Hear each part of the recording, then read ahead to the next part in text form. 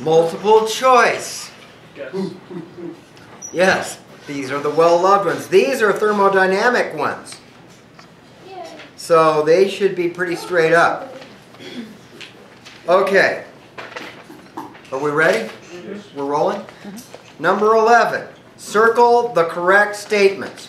For every process, Q is path independent. False. False. Why? State function. Q is not a state function. Okay. Well, how about number B? For every process, W is path independent. False. Same reason. Not a state function. Work and heat are not state functions. Okay. What about number 3? C. For every process, delta E is path independent. That is very true, because the energy is indeed a state function, therefore path independent. Okay? D. For every state function, there exists path independence. Yes. So I've got about the first 4 problems are saying the same thing in 4 different ways. Those 15 pointers. Yeah, I wish they were. Okay. The next one I might have to go to the board for a second, but it's not going to take long.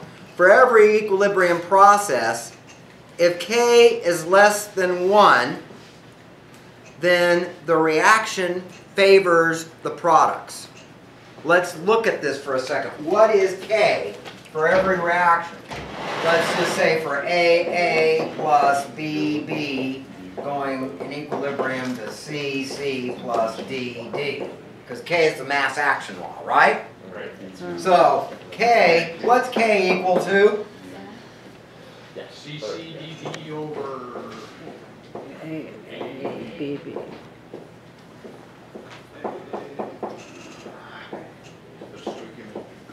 The stoichiometric coefficients are indeed the exponents. So now, if K is, what is it, less than 1, if K is less than 1, what does that say about this? K is less than 1, that means this is bigger than that. So that means it favors reactants, not products. So that means that whichever one that is, D, is false.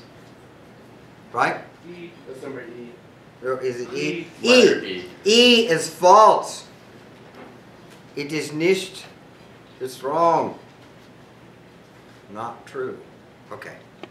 Now, it looks like for F I'm going to have to use the board for a minute too. And this one is one we were, you're going to want to, there's a couple of things you're going to want to have scratch paper. These are the things I want you to make a copy of from every day from now on till the end of your life or the next test. And December 21st. or December 21st. Is this, which one is this? Is this Le Chatelier's principle? Yes, it is. So Le Chatelier's principle, recall on our scratch paper that delta G is equal to RT natural log of Q over K. That particular form is the one that's useful. And you want to make yourself a table. What is the criteria for spontaneity? Again. So delta G is going to be less than 0. So if then that process is spontaneous. So if Q, so there are 3 conditions. One is Q is greater than K, then ln Q over K is going to be greater than 0, isn't it? And therefore, so Q less than K, then the reverse. So therefore, greater than 0, therefore delta G is greater than 0, and that's not spontaneous, reverse delta G is less than 0 for reverse process. And there was a little table I put together in that handout that was Boltzmann's law. the Boltzmann's law handout that had all those laws. Well, delta G is greater than 0 is less than 0 for the reverse process. So if delta G is greater than 0, if I go the opposite way, what do I do to the sign? I change the sign. It becomes, if positive becomes negative. So it's less than 0 for the reverse process. The reverse process is going to be favored. If Q is less than K, then the natural log of Q over K is less than 0, and therefore forward process is spontaneous.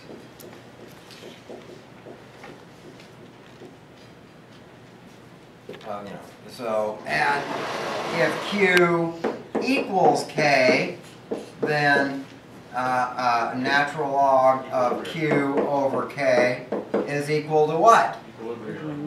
Because natural log of 1 is equal to 0, and we're at equilibrium. So this is Le Chatelier's principle. If you'll look at there's a little table I put in that handout on Boltzmann, which under this equation, it tells you the 3 possibilities. Now, armed with this information, let's look at the problem. Okay? For every equilibrium process, if Q is less than K, so Q is less than K, then delta G is less than 0. If Q is less than K, then this is, so yeah, delta G is less than 0. That's true. Absolutely true. That was a lot for that. Now, the next one is going to require you to, another table that I want you to practice making. And I know I'm asking a lot. Yeah, it is. Understandable. But if I didn't challenge everybody, you wouldn't get the satisfaction out of the class that a challenge gives. That's sort of nauseating, isn't it?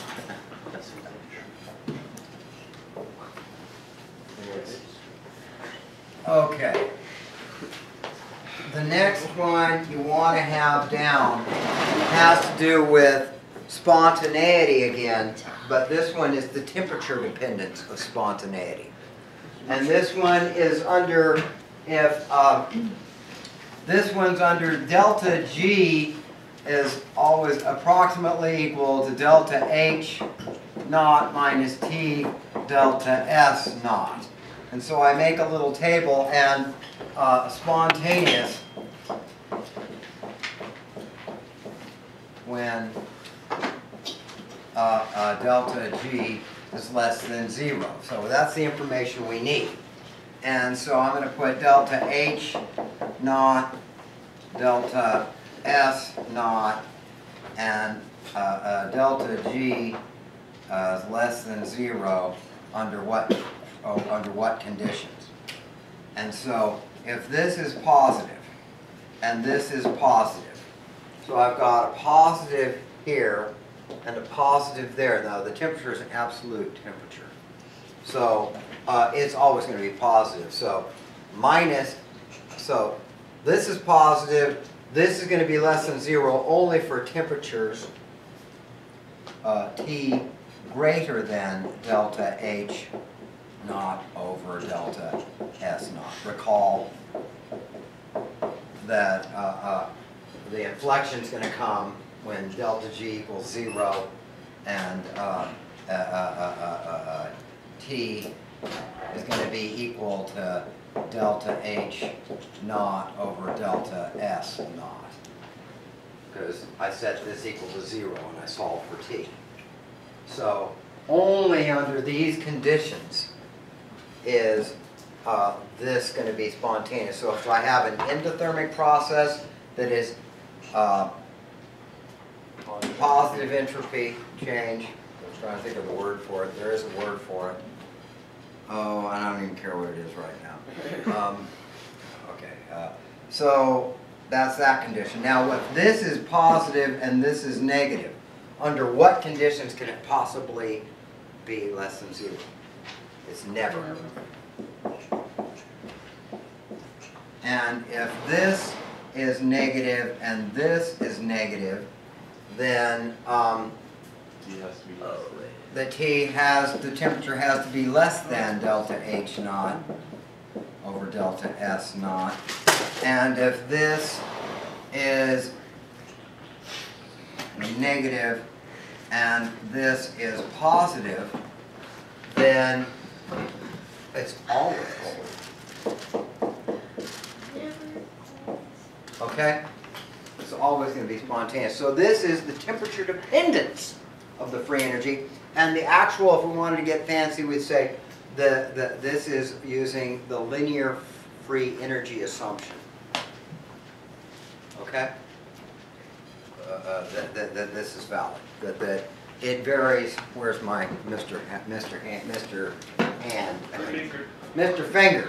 According to Mr. Finger, it's going to be because of, what was I? Oh yeah, it's assuming that delta H naught and delta S naught do not vary significantly over the temperature range in question, and that is indeed a reasonable approximation. Then we would say there's a linear free energy relation, and the temperature dependence is going to be a linear function of the temperature, because these are constants. Okay, and so delta G is going to have that linear dependence on the temperature.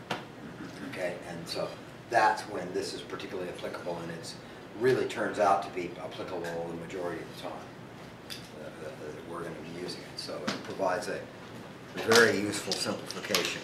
So now, after beating that one to half to death, what was the question I was supposed to answer? G. Oh, G. For every spontaneous process with a negative change in entropy, the process is not spontaneous when the temperature is greater than delta H divided by delta S. Oh.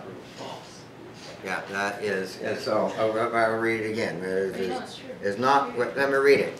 12, it was G.